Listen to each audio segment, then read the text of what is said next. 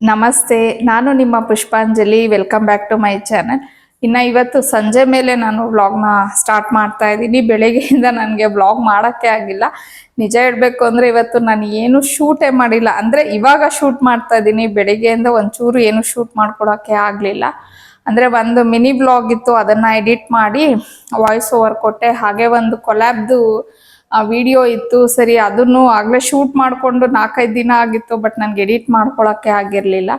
ಇವತ್ತು ಅದನ್ನು ಎಡಿಟ್ ಮಾಡಿ ವಾಯ್ಸ್ ಓವರ್ ಕೊಟ್ಟು ಅವ್ರಿಗೆ ಕಳಿಸ್ಕೊಟ್ಟಿದ್ದೀನಿ. ಮನೇಲಿ ಅದು ಇದು ಕೆಲಸಗಳು ಮತ್ತು ಕ್ಲೀನಿಂಗು ನಾರ್ಮಲ್, ಅದನ್ನೆಲ್ಲ ನಾನು ಏನು ಶೂಟ್ ಮಾಡ್ಕೊಳಕ್ಕೆ ಹೋಗಲಿಲ್ಲ.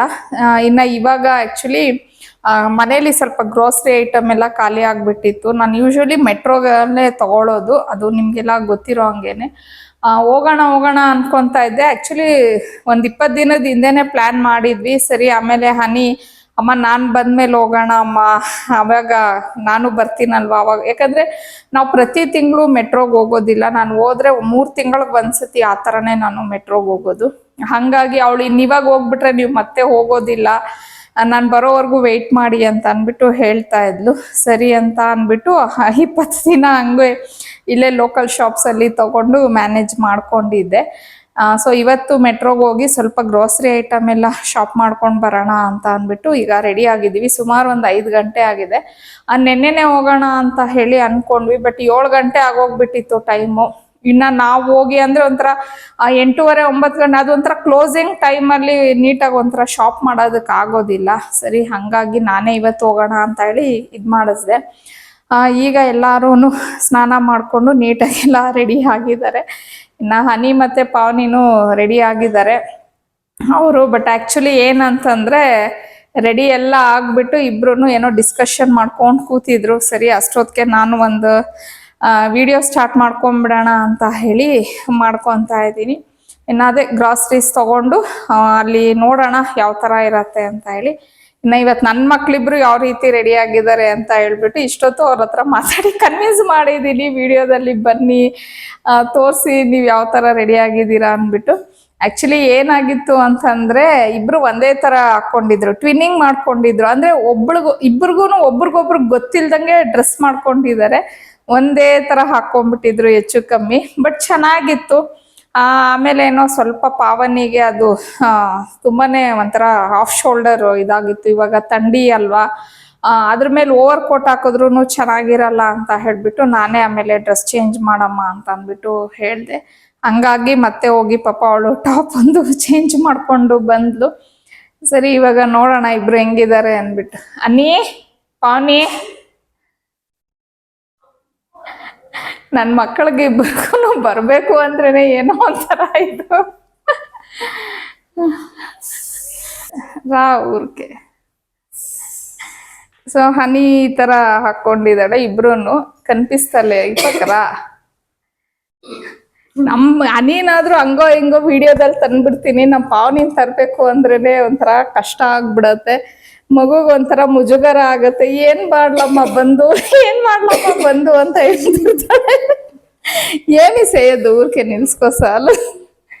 ಸರಿ, ಇವತ್ತು ವೈಟ್ ಆ್ಯಂಡ್ ಬ್ಲ್ಯಾಕ್ ಆಗ್ಬಿಟ್ಟಿದ್ದಾರೆ. ಆ್ಯಕ್ಚುಲಿ ನೋಡಿ, ನಾನೇ ಇನ್ನು ಹೈಟ್ ನಾನೇ ಕಡಿಮೆನಾ ಅಂತ ಹೇಳಿ ಅನ್ನಿಸ್ತಾ ಇದೆ. ಬಟ್ ನನಗೇನು ಆಸೆ ಅಂದರೆ ನನ್ನ ಮಕ್ಕಳು ನನಗಿಂತ ಹೈಟ್ ಆಗಲಿ ಅಂತಲೇ ಆಸೆ. ಓಕೆ, ಸಾಕು, ಇಷ್ಟಿದ್ರೆ ನನಗೂ ಅಷ್ಟೇ ಸಾಕು ಅಂತ ಹೇಳಿ ಅನ್ನಿಸ್ತಾ ಇರತ್ತೆ.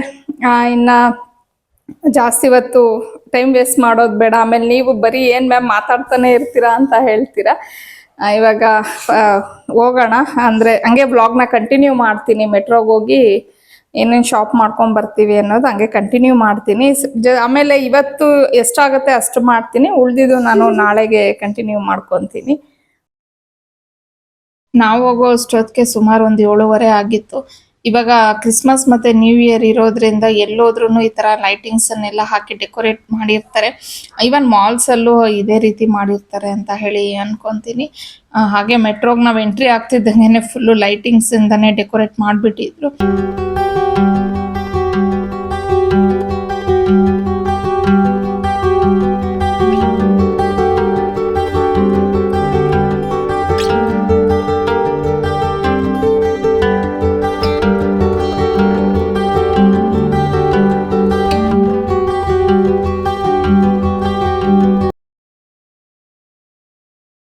ಪಾವನಿ ಮತ್ತು ಹನಿ ಇಬ್ಬರೂ ಹಾಕ್ಕೊಂಡಿರೋಂಥ ಪ್ಯಾಂಟು ನಾನು ಲಾಸ್ಟ್ ಟೈಮು ಡಿ ಮಾರ್ಟ್ಗೆ ಹೋಗಿದ್ವಲ್ವ ಶಾಪಿಂಗ್ಗೆ, ಆ ಟೈಮಲ್ಲಿ ತೊಗೊಂಡು ಬಂದಿದ್ದು. ಸೊ ಅದು ಕಲರು ತುಂಬಾ ಇಷ್ಟ ಆಯಿತು ನಮಗೆ, ಮತ್ತು ಅದು ಕ್ವಾಲಿಟಿನೂ ಚೆನ್ನಾಗಿದೆ. ಆಲ್ರೆಡಿ ನಾನು ಒಂದು 2-3 ಸತಿ ಅದನ್ನು ವಾಶ್ ಮಾಡಿದ್ದೀನಿ. ಸ್ವಲ್ಪನೂ ಕಲರ್ ಹೋಗಿದ್ದು ಆ ಥರ ಎಲ್ಲ ಏನೂ ಆಗಲಿಲ್ಲ. ಮತ್ತು ಅವ್ರು ಹಾಕ್ಕೊಂಡಿರೋ ಅಂಥ ಈ ಓವರ್ ಕೋಟ್ಸು ಅಷ್ಟೇ. ಪಾವನಿ ಹಾಕ್ಕೊಂಡಿರೋದು ಹನಿದು, ಹನಿ ಹಾಕ್ಕೊಂಡಿರೋದು ಪಾವನಿ, ಅಂದರೆ ಎಕ್ಸ್ಚೇಂಜ್ ಮಾಡಿ ಹಾಕ್ಕೊಂಡಿದ್ದಾರೆ. ಪಾವನಿ ಹಾಕ್ಕೊಂಡಿರೋದು ಬಂದು ಆಲ್ಮೋಸ್ಟ್ ಆಲ್ ಒಂದು 2 ವರ್ಷ ಆಗಿರ್ಬೋದು ತೊಗೊಂಡು. ಅದು ನಾನು ಮ್ಯಾಕ್ಸ್ ಇಲ್ಲ ಟ್ರೆಂಡ್ಸಲ್ಲೇನೋ ತೊಗೊಂಡಿರೋ ಅಂಥದ್ದು, ಸರಿಯಾಗಿ ನೆನಪಾಗ್ತಾ ಇಲ್ಲ. ಬಟ್ ಹನಿ ಹಾಕ್ಕೊಂಡಿರೋದು ಮಾತ್ರ ರೀಸೆಂಟಾಗಿ ತೊಗೊಂಡ್ವಿ, ಈಗ ಒಂದು 3-4 ತಿಂಗಳಾಗಿರ್ಬೋದೇನೋ ಅಷ್ಟೇ. ಅದನ್ನು ಪಾವನಿ ಹುಡುಕ್ಬಿಟ್ಟು ಕಾರ್ಟ್ಗೆ ಹಾಕಿಟ್ಟಿದ್ಲು. ಆಮೇಲೆ ನಾನು ಅದನ್ನು ಬುಕ್ ಮಾಡಿದೆ. ಹೆಂಗಿರುತ್ತೋ ಏನೋ ಕ್ವಾಲಿಟಿ ಅಂದ್ಕೊಂಡು, ಬಟ್ ನಿಜವಾಗ್ಲೂ ತುಂಬಾ ಚೆನ್ನಾಗಿದೆ. 500 ರೂಪಾಯಿ ಏನೋ ಕೊಟ್ಟಿರ್ತೀನಿ ಅನ್ಕೋತೀನಿ ಅಷ್ಟೇ ಅದಕ್ಕೆ ಅಮೌಂಟು. 499 ಇಲ್ಲ 599 ಇತ್ತು ಅನ್ಕೋತೀನಿ. ಚೆನ್ನಾಗಿದೆ. ನಾನು ಅದು ಲಿಂಕ್ ಒಂದು ವೇಳೆ ಹುಡುಕಿ ಸಿಕ್ಕಿದ್ರೆ ಖಂಡಿತ ನಾನು ಡಿಸ್ಕ್ರಿಪ್ಷನಲ್ಲಿ ಹಾಕಿರ್ತೀನಿ. ಯಾಕಂದರೆ ಇವಾಗ ಚಳಿಗಾಲ ಇದೆ ಅಲ್ವಾ, ಪ್ಲಸ್ ನನ್ನ ಮಕ್ಳು ಏಜ್ ಮಕ್ಳು ಯಾರಾದರೂ ಇದ್ದರೆ ನೋಡಿ ಅದು ನಿಮಗೂ ಯೂಸ್ಫುಲ್ ಆಗ್ಬೋದು ಅಂತ ಹೇಳಿ ಅನ್ಕೋತೀನಿ. ಆಮೇಲೆ ಇದನ್ನು ಪ್ರಮೋಷನ್ ಅಂತೆಲ್ಲ ಏನೋ ಅನ್ಕೊಳಕ್ಕೆ ಹೋಗಬೇಡಿ, ಅದು ನಾವು ಪೇ ಮಾಡಿ ತೊಗೊಂಡಿರೋದು. ಮೀಶೋನೋ ಇಲ್ಲ ಅಮೆಝಾನಲ್ಲೋ ಅನ್ಕೋತೀನಿ. ಅದು ನಾನು ಲಿಂಕ್ ಸಿಕ್ಕಿದ್ರೆ ಖಂಡಿತ ಡಿಸ್ಕ್ರಿಪ್ಷನಲ್ಲಿ ಹಾಕ್ತೀನಿ.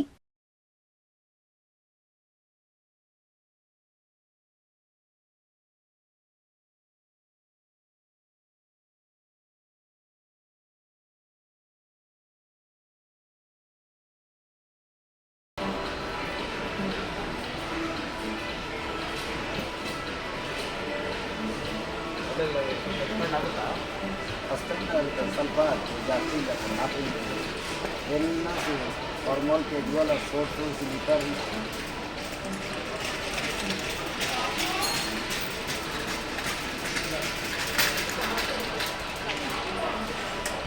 అది బాగుంది. దాన్నైనా ఎత్తుకోమనండ, తెల్లది కాదు కదా. అదే బాగుంది, ఎత్తుకోండి.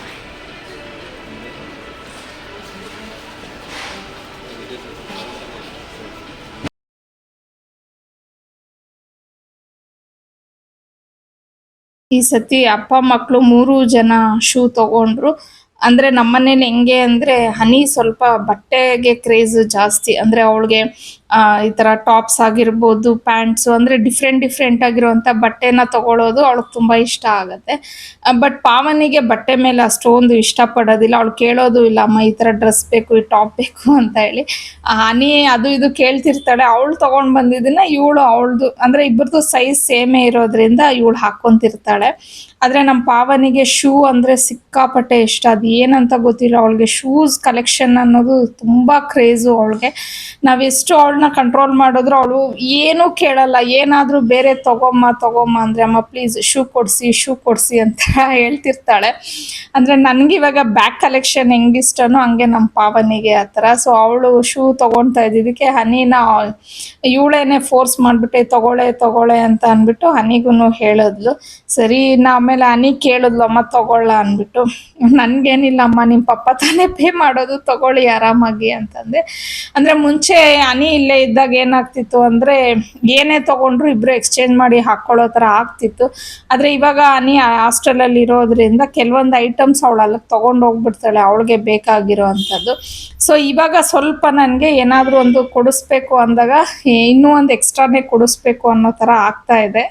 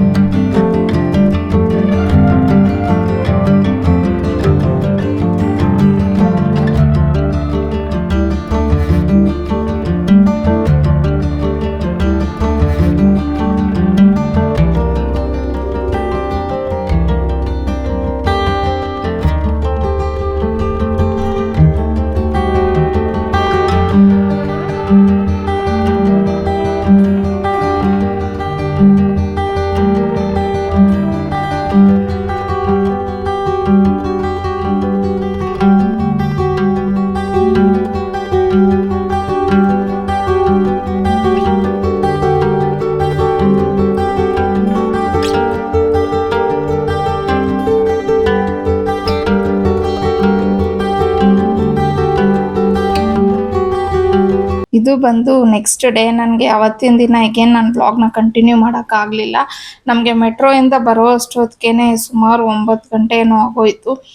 ಹಾಗಾಗಿ ನಾನು ಈಗೇನು ಸ್ವಲ್ಪ ಟಯರ್ಡ್ ಬೇರೆ ಆಗಿದ್ವಲ್ಲ, ಇನ್ನು ಮನೆಗೆ ಬಂದು ನಾನು ಅಂದರೆ ಅಡುಗೆ ಎಲ್ಲ ಮಾಡಿಟ್ಟು ಹೋಗ್ಬಿಟ್ಟಿದ್ದೆ. ಏನು ಮಾಡೋ ಅಂಥದ್ದೇನೂ ಇರಲಿಲ್ಲ. ಜಸ್ಟ್ ಅದನ್ನು ಸ್ವಲ್ಪ ಸಾರೆಲ್ಲ ಬಿಸಿ ಮಾಡಿಕೊಂಡು ಆಮೇಲೆ ನಾನು ಮಾವವ್ರಿಗೆಲ್ಲ ಊಟ ಕೊಟ್ಟು ನಾವು ಊಟ ಮಾಡ್ಕೊಂಡಿದ್ದು. ಇನ್ನು ಮೆಟ್ರೋಗೆ ನಿಮ್ಮ ಮಾವವ್ರನ್ನ ಕರ್ಕೊಂಡು ಹೋಗಿಲ್ವಾ ಅಂತ ಅಂದ್ಬಿಟ್ಟು ನೀವು ಯಾರಾದರೂ ಕ್ವಶನ್ ಮಾಡ್ತೀರೇನೋ. ಸೊ ಅಲ್ಲೆಲ್ಲ ಅಷ್ಟೊಂದು ಪಾಪ ಅವ್ರಿಗೆ ಓಡಾಡೋದಕ್ಕೆಲ್ಲ ಆಗೋದಿಲ್ಲ. ಅವ್ರಿಗೆ ಸ್ವಲ್ಪ ಕಾಲೆಲ್ಲ ನೋವಿರೋದ್ರಿಂದ ನಾವು ಜಾಸ್ತಿ ಅವ್ರನ್ನ ಎಲ್ಲೂ ಹೊರಗಡೆ ಕರ್ಕೊಂಡು ಹೋಗೋದು ಆ ಥರ ಎಲ್ಲ ಮಾಡೋದಿಲ್ಲ. ಅವ್ರು ಕಂಫರ್ಟಬಲ್, ಅವ್ರಿಗೆ ಹೆಂಗಿರೋಕ್ಕಾಗುತ್ತೆ ಅವ್ರನ್ನ ಆ ರೀತಿ ಇರಕ್ಕೆ ಬಿಟ್ಟಿದ್ದೀವಿ ನಾವು. ಮತ್ತು ನಾವು ನೆಕ್ಸ್ಟ್ ಡೇ ಬಂದು ಬ್ಲಡ್ ಚೆಕಪ್ಗೆ ಅಂತ ಹೇಳಿ ಹೋದ್ವಿ. ಏನಕ್ಕೆ ಬ್ಲಡ್ ಚೆಕಪ್ ಅಂತ ಅಂದರೆ, ನಾವು ಪ್ರತಿ ವರ್ಷ ಅಂದರೆ ಜೂನು ಮತ್ತು ಡಿಸೆಂಬರ್ ತಿಂಗಳಲ್ಲಿ ಅಂದರೆ 6 ತಿಂಗಳಿಗೆ ಒಂದ್ಸತಿ ನಾವು ಕಂಪಲ್ಸರಿಯಾಗಿ ಬ್ಲಡ್ ಚೆಕಪ್ ಅನ್ನೋದನ್ನ ಮಾಡಿಸ್ತೀವಿ.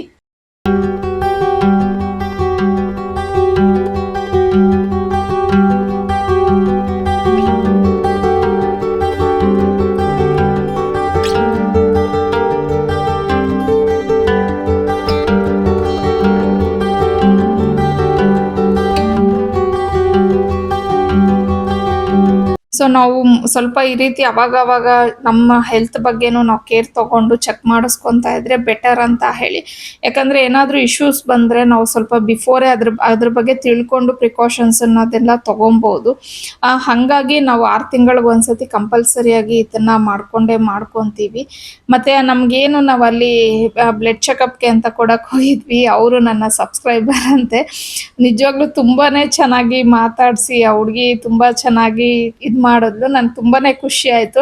ಅಂದರೆ ಈ ವಿಡಿಯೋಸ್ ಮಾಡೋದ್ರಿಂದ ಇನ್ನೊಂದು ಬೆನಿಫಿಟ್ ಏನಂದರೆ, ಈ ರೀತಿ ಎಲ್ಲಾದರೂ ಹೋದಾಗ ತುಂಬ ಒಂಥರ ಫ್ರೆಂಡ್ಲಿಯಾಗಿ ತುಂಬ ಆತ್ಮೀಯವಾಗಿ ಮಾತಾಡಿಸ್ತಾರಲ್ವ, ಅದು ಒಂಥರ ನಿಜವಾಗ್ಲೂ ಖುಷಿ ಅನ್ನೋದೇ ಕೊಡುತ್ತೆ.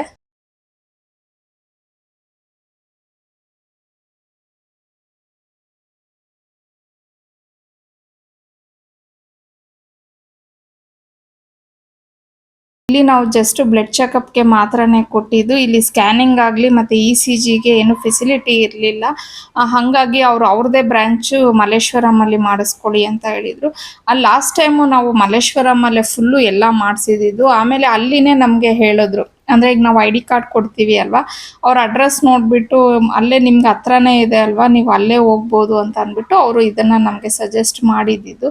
ಸೊ ಈ ಸತಿ ನಾವು ಇಲ್ಲಿಗೆ ಬಂದ್ವಿ. ಬಟ್ ಇಲ್ಲಿ ಅದೇ ಅವರು ಸ್ಕ್ಯಾನಿಂಗು ಮತ್ತು ECGಗೆ ಮತ್ತೆ ಅಗೇನ್ ನೀವು ಅಲ್ಲೇ ಹೋಗಬೇಕು, ಇಲ್ಲಿ ಫೆಸಿಲಿಟಿ ಇಲ್ಲ ಅಂತ ಅಂದರು. ಆಮೇಲೆ ಈ ಸ್ಕ್ಯಾನ್ ಮಾಡಿಸ್ಬೇಕು ಅಂತಂದರೆ ನಾವು ಡಾಕ್ಟರ್ ಅಪಾಯಿಂಟ್ಮೆಂಟ್ ತೊಗೊಬೇಕಾಗತ್ತಲ್ವ, ಹಾಗಾಗಿ ಸರಿ ಅಂತ ಹೇಳಿ ಫೋನ್ ಮಾಡಿದ್ವಿ. ಅವರು ಇನ್ನು 2 ಡೇಸ್ ಬಿಟ್ಕೊಂಡು ಆಮೇಲೆ ಕೊಟ್ಟರು ನಮಗೆ ಅಪಾಯಿಂಟ್ಮೆಂಟು. ಮತ್ತು ಇದು ಲ್ಯಾಬ್ ಏನಂದರೆ, ನಮ್ಮನೆಯವರು ಬಂದು ಆ್ಯಕ್ಚುಲಿ ಗೌರ್ಮೆಂಟ್ ಜಾಬಲ್ಲಿ ಇರೋದ್ರಿಂದ ಇವ್ರಿಗೆ CGHS ಅಂತ ಹೇಳಿ ಬರುತ್ತೆ ಇವ್ರ ಆಫೀಸ್ ಇದರಲ್ಲಿ. ಸೊ ನಾವು ಅವ್ರ ಅಂಡರಲ್ಲಿ ಯಾವ ಲ್ಯಾಬ್ ಇರುತ್ತೆ ನಾವು ಅಲ್ಲೇ ಹೋಗ್ಬಿಟ್ಟು ಮಾಡಿಸ್ಕೊಬೇಕು, ಎಲ್ಲಂದರೆ ಅಲ್ಲಿ ಮಾಡಿಸ್ಕೊಳಂಗಿಲ್ಲ. ಅವರು ನಮಗೆ ಬರ್ಕೊಡ್ತಾರಲ್ವ, ಅಲ್ಲೇ ನಾವು ಮಾಡಿಸ್ಕೊಬೇಕಾಗುತ್ತೆ. ಹಾಗಾಗಿ ಈಗ ನಾವು ಮಲ್ಲೇಶ್ವರಂಗೆ ಹೋಗೋಣ ಮತ್ತು ಸ್ಕ್ಯಾನು ಮತ್ತು ECG ಅಂತ ಅಂದ್ಕೊಂಡಿದ್ದೀವಿ. ಸ್ಕ್ಯಾನು ಮತ್ತು ECG ಏನಂದರೆ ಅದೇ ಏನೂ ಪ್ರಾಬ್ಲಮ್ ಇಲ್ಲ, ಅದು ಸಹ ಪ್ರಿಕಾಷನ್ನೇ. ನಮ್ಮನೆಯವ್ರಿಗೇನು ಸ್ಕ್ಯಾನಿಂಗ್ ಏನೂ ಇಲ್ಲ, ಆದರೆ ನನಗೆ ಮಾಡಿಸ್ಕೊಳ್ಳೋಣ ಅಂದ್ಬಿಟ್ಟು. ಯಾಕಂದರೆ ಇವಾಗ ನಮ್ಮದು ಯೂಟ್ರಸ್ಸು ಎಲ್ಲ ಪ್ರಾಬ್ಲಮ್ ಆಗ್ಬೋದೇನೋ, ಅಂದರೆ ಜಸ್ಟ್ ಒಂದು ಪ್ರಿಕಾಷನ್ ತಗೊಳ್ಳೋದಕ್ಕೋಸ್ಕರ ಸ್ಕ್ಯಾನ್ ಮಾಡಿಸ್ಕೊಂಡ್ಬಿಟ್ರೆ ಗೊತ್ತಾಗುತ್ತೆ ಅಲ್ವಾ ಕೆಲವೊಂದು ವಿಚಾರಗಳು ಅಂತ ಅಂದ್ಕೊಂಡು ನಮ್ಮ ಮನೆಯವರು ಇಲ್ಲ ಸ್ಕ್ಯಾನು ಸಹ ಮಾಡಿಸ್ಕೊ ನೀನು ಅಂತ ಅಂದ್ಬಿಟ್ಟು ಹೇಳಿದ್ರು. ಬಟ್ ECG ಮಾತ್ರ ಅವ್ರಿಗೆ ನನಗೆ ಇಬ್ರಿಗೂ ಮಾಡಿಸ್ಕೊಳ್ಳೋಣ ಅಂತ ಅಂದ್ಕೊಂಡಿದ್ದೀವಿ. ಅದಕ್ಕೆ ಇನ್ನೊಂದು 2 ಡೇಸ್ ಬಿಟ್ಕೊಂಡು ಹೋಗ್ತೀವಿ. ಆಮೇಲೆ ಆನ್ ದ ವೇ ಬರ್ತಾ ಹಂಗೆ ಸ್ವಲ್ಪ ಫ್ರೂಟ್ಸ್ ಎಲ್ಲ ಖಾಲಿ ಆಗಿಬಿಟ್ಟಿತ್ತು ಅಂತ ಹೇಳಿ ತೊಗೊಂಡು ಬಂದ್ವಿ. ಇನ್ನು ನಾನು ಬೆಳಗ್ಗೆನೇ ಚೆಕಪ್ಗೆ ಹೋಗೋಕ್ಕಿಂತ ಮುಂಚೆನೇ ಇದನ್ನು ರವೆ ಎಲ್ಲ ಹುರಿದ್ಬಿಟ್ಟು ತರಕಾರಿ ಎಲ್ಲ ಸ್ವಲ್ಪ ಸಿಪ್ಪೆ ಎಲ್ಲ ಬಿಡಿಸಿ ಆ ಬೌಲಲ್ಲಿ ನೀರು ಹಾಕ್ಬಿಟ್ಟು ನೆನೆಸಿಟ್ಟು ಹೋಗಿದ್ದೆ. ಬಂದು ಎಷ್ಟೊತ್ತು ಆ ತರಕಾರಿ ಕಟ್ ಮಾಡಿ ಒಗ್ಗರಣೆ ಹಾಕ್ಬಿಡೋಣ, ತರಕಾರಿ ಉಪ್ಪಿಟ್ಟು ಮಾಡ್ಕೊಳ್ಳೋಣ ಅಂತ ಅಂದ್ಬಿಟ್ಟು. ಬಟ್ ಅಷ್ಟೊತ್ತಿಗೆ ನಮ್ಮ ಹನಿ ಎದ್ದು ಅವಳೇ ಟಿಫನ್ ಮಾಡ್ತಾ ಇದ್ಲು. ಸೊ ಇನ್ನು ಹನಿ ಇರೋದಕ್ಕೆ ನನಗೆ ಇದೊಂದು ಸ್ವಲ್ಪ ಹೆಲ್ಪ್ ಆಗುತ್ತೆ ಇನ್ನೊಂದು ಸ್ವಲ್ಪ ದಿನ.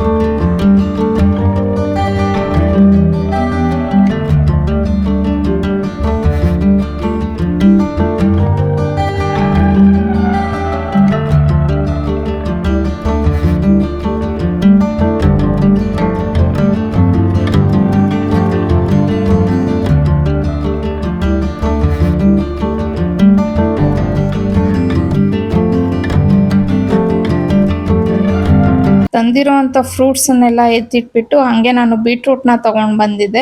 ಸರಿ ಅದರಿಂದನೇ ಇವತ್ತು ಹೆಲ್ದಿ ಡ್ರಿಂಕ್ನ ಮಾಡ್ಕೊಂಡಿದ್ದಾಯಿತು. ಆಮೇಲೆ ಹನಿ ಹೋಗಿ ಸ್ನಾನ ಎಲ್ಲ ಮಾಡ್ಕೊಂಡು ಬಂದಳು. ನಾನು ಇದು ಏನು ಮೆಟ್ರೋಯಿಂದ ತಂದಿದ್ವಲ್ಲ ಅದನ್ನೆಲ್ಲ ಸೆಗ್ರಿಗೇಟ್ ಮಾಡಿಬಿಡೋಣ ಅಂತ ಅಂದ್ಬಿಟ್ಟು ನಾನು ಅದನ್ನು ಮಾಡ್ತಿದ್ದೆ. ಅವಳು ಕೆಟಲೇನೋ ಗಲೀಜಾಗಿತ್ತಮ್ಮ ಅಂತ ಅಂದ್ಬಿಟ್ಟು ಅದನ್ನು ಅವಳು ಕ್ಲೀನ್ ಮಾಡ್ಕೊತಾ ಇದ್ಲು. ಹಾಗೆಯೇ ನಾನು ಮೊನ್ನೆ ಹನಿ ಬಂದಿದ್ಲಲ್ವಾ, ಸೊ ಆವಾಗ ಒಂದು ಮಿನಿ ವ್ಲಾಗ್ನ ಹಾಕಿದಾಗ ಸುಮಾರು ಜನ ನನಗೆ ಎಗೇನ್ ರಿಪೀಟಾಗಿ ಒಂದೇ ಕ್ವಶನ್ನು, ಹನಿ ಏನು ಓದ್ತಿದ್ದಾಳೆ ಅಂತ ಹೇಳಿ. ನಾನು ಆಲ್ಮೋಸ್ಟ್ ಆಲ್ ಒಂದು 2 ವ್ಲಾಗ್ಸಲ್ಲಿ ಹೇಳಿದ್ದೆ, ಬಟ್ ಮೇ ಬಿ ಹೊಸ್ದಾಗಿ ನೋಡ್ತಿರೋರು ಕೇಳ್ತಿದ್ದಾರೆ ಅಂತ ಹೇಳಿ ಅನ್ಕೊತಿದ್ದೀನಿ. ಇನ್ನು ಇವಾಗ ಹರ್ಷಿಣಿ ಬಂದು ಆ್ಯಕ್ಚುಲಿ ಮಾಸ್ಟರ್ಸ್ ಮಾಡ್ತಿದ್ದಾಳೆ, ಅಂದರೆ MSc ಮಾಡ್ತಿದ್ದಾಳೆ. ಅದು ಬಂದು ಅವಳು ಕ್ಲಿನಿಕಲ್ ನ್ಯೂಟ್ರಿಷನ್ ಆ್ಯಂಡ್ ಡಯಟಿಟಿಕ್ಸ್ ಅಂತ ಹೇಳಿ ಆ ಕೋರ್ಸ್ ಅವಳು ಅದರಲ್ಲಿ ಮಾಸ್ಟರ್ಸ್ ಅವಳು ಮಾಡ್ತಿರೋದು. BSc ಕಂಪ್ಲೀಟ್ ಆದಮೇಲೆ ಈಗ ಅವಳು MSc ಮಾಡ್ತಾ ಇರೋದು. ಈಗ ಫಸ್ಟ್ ಸೆಮ್ ಮುಗಿದು ಈಗ ಎಕ್ಸಾಮ್ ಎಲ್ಲ ಆಗಿ ಅವಳಿಗೆ ರಜಾ ಕೊಟ್ಟಿದ್ದಾರೆ ಒಂದು 20 ದಿನ. ಆಮೇಲೆ ಮತ್ತೆ ಸೆಕೆಂಡ್ ಸೆಮ್ ಅನ್ನೋದು ಸ್ಟಾರ್ಟ್ ಆಗುತ್ತೆ. ಸೊ ಟೋಟಲ್ 4 ಸೆಮ್ ಏನೋ ಇರುತ್ತೆ. ಇನ್ನು ಈಗ 1 ಸೆಮ್ ಮುಗ್ದಿದೆ ಅಂದರೆ ಇನ್ನು 3 ಸೆಮ್ಮು, ಅಂದರೆ ಇನ್ನೂ 1.5 ವರ್ಷ ಅವಳು ಓದಬೇಕು, ಮಾಸ್ಟರ್ಸ್ ಕಂಪ್ಲೀಟ್ ಮಾಡ್ಕೋಬೇಕು ಅಂತ ಅಂದರೆ. ಅದಾದಮೇಲೆ ಅವಳು PhD ಮಾಡಬೇಕು ಅಂತ ಹೇಳಿ ಹೇಳ್ತಿದ್ದಾಳೆ. ಇನ್ನೂ ಗೊತ್ತಿಲ್ಲ, ಅಂದರೆ ಕೆಲ್ಸಕ್ಕೆ ಹೋಗ್ತಾಳಾ, PhD ಮಾಡ್ತಾಳಾ, ಏನು ಮಾಡ್ತಾಳೆ ಅನ್ನೋದು. ನಾವು ಯಾವುದಕ್ಕೂ ಅವಳಿಗೆ ರಿಸ್ಟ್ರಿಕ್ಷನ್ ಮಾಡೋದು ಆ ಥರ ಎಲ್ಲ ಏನೂ ಇಲ್ಲ. ಅವ್ರು ಏನು ಓದ್ತೀವಿ ಅಂತ ಹೇಳ್ತಾರೆ, ಮಕ್ಕಳನ್ನ ನಾವು ಅದಕ್ಕೆ ಎನ್ಕರೇಜ್ ಮಾಡ್ತಿದ್ದೀವಿ. ಯಾಕಂದರೆ ಎಂಡ್ ಆಫ್ ದ ಡೇ ಅವರು ಓದೋದು, ನಾವಲ್ಲ. ನಮ್ಗೆ ಇನ್ನೊಂದೇನೋ ಇಷ್ಟ ಇರುತ್ತೆ, ನಾವು ಅದನ್ನು ಹೇಳಿದ್ರೆ ಅವ್ರಿಗೆ ಅದು ಅರ್ಥ ಆಗಬೇಕಲ್ವ ಆ ಸಬ್ಜೆಕ್ಟ್ಸು. ಮತ್ತು ನನ್ನ ಮಗಳ ಬಗ್ಗೆ, ಅದು ಎಸ್ಪೆಷಲಿ ಹನಿ ಬಗ್ಗೆ ಹೇಳಬೇಕು ಅಂದರೆ ತುಂಬ ಚೆನ್ನಾಗಿ ಓದ್ತಾಳೆ. ಅವಳಿಗೆ ಓದೋದು ಅಂದರೆ ಸಿಕ್ಕಾಪಟ್ಟೆ ಇಷ್ಟ ಅವಳಿಗೆ. ನಾನೊಂದು ವ್ಲಾಗಲ್ಲಿ ಹೇಳಿದ್ದೆ ನನಗೆ ಸರಸ್ವತಿ ಹುಟ್ಟಿದಾಳೆ ಅಂತ ಅಂದ್ಬಿಟ್ಟು, ಅಂದರೆ ನಮ್ಮ ಹರ್ಷಿಣಿ ವಿಚಾರಕ್ಕೆ ನಾನು ಹೇಳಿದ್ದಿದ್ದು. ನಿಜವಾಗ್ಲೂ ಅವಳು ಸರಸ್ವತಿನೇ. ಅವಳಿಗೆ ಓದೋದು ಅಂದರೆ ಅಷ್ಟು ಇಷ್ಟ. ಇವನ್ ಅವಳು ಸ್ಕೂಲ್ ಡೇಸಿಂದನೂ ಅಷ್ಟೇ, ಇವನ್ ಇವಾಗ ಕಾಲೇಜಿಗೆ ಬಂದರು ಅವಳು ಒಂಥರ ಟೀಚರ್ಸ್ಗೆ ಲೆಕ್ಚರರ್ಸ್ಗೆ ಫೇವ್ರೇಟ್ ಅಂತ ಹೇಳ್ಬೋದು.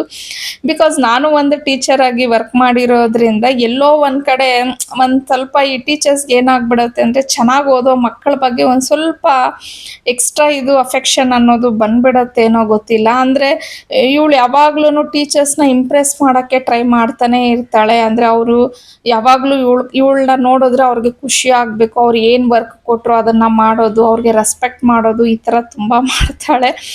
ನಾವು ಯಾವಾಗಲೂ ಇವಳನ್ನ ಟೀಸ್ ಮಾಡ್ತಾನೆ ಇರ್ತೀವಿ, ನೀನು ಯಾವಾಗಲೂ ನಿಮ್ಮ ಲೆಕ್ಚರರ್ಸ್ಗೆ ಫೇವ್ರೇಟ್ ಆಗಿಬಿಡ್ತೀಯ. ಎಲ್ಲೋದ್ರೂ ಅವಳು ಇವನ್ ಸ್ಕೂಲ್ ಆಗಿರ್ಬೋದು, ಅದೇ ಏನು ಡಿಗ್ರಿ ಮಾಡೋದ್ಲ ಆ ಕಾಲೇಜ್ ಆಗಿರ್ಬೋದು, ಇವಾಗ ಮಾಡ್ತಿರಿ ಎಲ್ಲ ಕಡೆ ಹೋದ್ರೂ ಲೆಕ್ಚರರ್ಸ್ ಹತ್ರ ನಾವು ಹನಿ ಅವ್ರ ಅಂದರೆ ಹರ್ಷಿಣಿ ಪೇರೆಂಟ್ಸ್ ಅಂತ ಹೋಗಿ ಹೇಳಿದ ತಕ್ಷಣ ನಿಜವಾಗ್ಲೂ ಅವರು ಏನೋ ಒಂಥರ ಅವ್ರ ಕಣ್ಣೆಲ್ಲ ಎಷ್ಟು ಚೆನ್ನಾಗಿ ಸ್ಮೈಲ್ ಮಾಡಿಬಿಡ್ತಾರೆ, ಅಂದರೆ ಕಣ್ಣಲ್ಲೇ ಅವರು ಸ್ಮೈಲ್ ಮಾಡಿಬಿಡ್ತಾರೆ, ವಾವ್ ಅನ್ನೋ ಥರ ಇರುತ್ತೆ. ನಿಜವಾಗ್ಲೂ ಅದು ಆ್ಯಸ್ ಎ ಪೇರೆಂಟ್ಸ್ ನಮಗೆ ತುಂಬ ಪ್ರೌಡ್ ಫೀಲ್ ಆಗುತ್ತೆ. ಹಾಗೇನೆ ಇನ್ನು ಹನಿ ಡ್ಯಾನ್ಸನ್ನು ಸಹ ಡಿಸ್ಕಂಟಿನ್ಯೂ ಮಾಡೋದಿಲ್ಲ, ಅದನ್ನು ಇವಾಗ ಆನ್ಲೈನಲ್ಲಿ ತೊಗೊತಿದ್ದಾಳೆ. ಯಾಕಂದರೆ ಅವಳದು ಆಲ್ರೆಡಿ ಜೂನಿಯರ್ ಮುಗ್ದಿದೆ, ಇನ್ನೇನು ನೆಕ್ಸ್ಟ್ ಇಯರ್ ಅವಳು ಸೀನಿಯರು ಸಹ ಕಟ್ಟಬೇಕಾಗತ್ತೆ. ಈ ಲೆವೆಲ್ವರೆಗೂ ಬಂದು ಅವಳಿಗೆ ಡ್ಯಾನ್ಸ್ ಬಿಡೋದಕ್ಕೆ ನಮಗೂ ಇಷ್ಟ ಇಲ್ಲ, ಪ್ಲಸ್ ಅವಳಿಗೂ ಇಷ್ಟ ಇಲ್ಲ. ಅವಳು ಇಲ್ಲಮ್ಮ ನಾನು ಡ್ಯಾನ್ಸನ್ನು ಬಿಡೋದಿಲ್ಲ, ಎರಡೂ ನಾನು ಮ್ಯಾನೇಜ್ ಮಾಡ್ತೀನಿ ಅಂತ ಅಂದ್ಬಿಟ್ಟು ಹೇಳಿದ್ಲು. ಸೊ ನಾವು ಒಂದು ಪೇರೆಂಟ್ಸ್ ಆಗಿ ಅವ್ರಿಗೆ ಏನು ಫಿನಾನ್ಷಿಯಲಿ ಸಪೋರ್ಟ್ ಮಾಡಬೇಕು ಅದನ್ನು ಮಾಡ್ತಿದ್ದೀವಿ, ಬೇರೆ ಇನ್ಯಾವ ಥರ ಅವ್ರಿಗೆ ಮಾಡಬೇಕು ಅದನ್ನು ಮಾಡ್ತಿದ್ದೀವಿ ಹೊರತು ನಾವು ಇದನ್ನೇ ಮಾಡಿ ಅದನ್ನು ಮಾಡಬೇಡಿ ಆ ಥರ ಎಲ್ಲ ಏನೂ ಇಲ್ಲ. ಬಟ್ ನಮ್ಮದು ಒಂದು ಸಜೆಷನ್ ಇತ್ತು. ಅವಳು ಹಾಸ್ಟೆಲ್ಗೆ ಹೋಗ್ತೀನಿ ಅಂದಾಗ ನನಗೆ ಫಸ್ಟ್ ಮೈಂಡಿಗೆ ಬಂದಿದೆ, ಡ್ಯಾನ್ಸ್ ಏನು ಮಾಡ್ತೀಯಾ, ಡ್ಯಾನ್ಸನ್ನ ಹೆಂಗೆ ಡ್ರಾಪ್ ಔಟ್ ಆಗಿಬಿಡ್ತೀಯಾ ಅಂತ ಹೇಳಿ. ಥ್ಯಾಂಕ್ಫುಲಿ ಅವಳು ಡ್ಯಾನ್ಸ್ ಕ್ಲಾಸ್ ಅವರು ನಿಜವಾಗ್ಲೂ ತುಂಬ ಸಪೋರ್ಟಿವ್ ಆಗಿದ್ದಾರೆ. ಅವರು ಟೀಚರು ಅಷ್ಟೇ. ಇವಳು ಯಾವಾಗ ಅವಳು ಆ ಕಾಲೇಜಲ್ಲಿ ಸೀಟ್ ಅಲರ್ಟ್ ಆಯಿತು, ಇಮಿಡಿಯೇಟ್ಲಿ ಅವರು ಡ್ಯಾನ್ಸ್ ಟೀಚರ್ ಹತ್ರ ಹೋಗಿ ಹೇಳಿದ್ರು. ಅವರು ಅಷ್ಟೇ, ನೀನು ಎಲ್ಲೇ ಹೋಗು ನಮಗೆ ಪರವಾಗಿಲ್ಲ, ಬಟ್ ಎನಿ ಕಾಸ್ಟ್ ನೀನು ಡ್ಯಾನ್ಸನ್ನು ಬಿಡಲೇಬಾರ್ದು, ನಾವು ನಿಮಗೆ ಸಪೋರ್ಟ್ ಮಾಡ್ತೀವಿ, ಎನ್ಕರೇಜ್ ಮಾಡ್ತೀವಿ, ನೀನು ಕಂಟಿನ್ಯೂ ಮಾಡು ಅಂತ ಹೇಳಿ ಇವಳೊಬ್ಳಿಗೋಸ್ಕರನೇ ಅವರು ಪಾಪ ಆನ್ಲೈನಲ್ಲಿ ಕ್ಲಾಸ್ನ ತೊಗೊತಾ ಇದ್ದಾರೆ. ಅವ್ರಿಗೆ ನಿಜವಾಗ್ಲೂ ನಾನು ಗ್ರೇಟ್ಫುಲ್ ಆಗಿ ಇರ್ತೀನಿ. ನನ್ನ ಮಗಳು ಇವನ್ನ ಸ್ಟಡೀಸು ಮತ್ತು ಡ್ಯಾನ್ಸ್ ಎರಡನ್ನೂ ತೊಗೊಂಡು ಹೋಗ್ತಾ ಇರೋ ರೀತಿ ನೋಡಿದ್ರೆ ನಿಜವಾಗ್ಲೂ ನಮಗೆ ತುಂಬಾ ಖುಷಿ ಆಗುತ್ತೆ. ಅವಳು ಫ್ಯೂಚರ್ ಬ್ರೈಟ್ ಆಗಿರಲಿ ಅಂತಲೇ ನಾವು ಅನ್ಕೊತಾ ಇದ್ದೀವಿ. ನೋಡೋಣ ಮುಂದೆ ಅವಳ ಕೆರಿಯರ್ ಯಾವ ರೀತಿ ಇರುತ್ತೆ ಅಂತ ಹೇಳಿ. ನಾನು ಒಂದು ವೇಳೆ ಯೂಟ್ಯೂಬಲ್ಲಿ ಇದೇ ಥರ ವೀಡಿಯೋಸ್ನ ನಾನು ಕಂಟಿನ್ಯೂ ಮಾಡಿದ್ರೆ ಫ್ಯೂಚರಲ್ಲಿ ನನ್ನ ಮಕ್ಕಳಿಬ್ಬರು ಏನು ಅವ್ರ ಕೆರಿಯರಲ್ಲಿ ಯಾವ ರೀತಿ ಮುಂದಕ್ಕೆ ಬಂದಿದ್ದಾರೆ ಪ್ರತಿಯೊಂದು ನಾನು ಅಪ್ಡೇಟ್ ಖಂಡಿತ ಕೊಟ್ಟೇ ಕೊಡ್ತೀನಿ.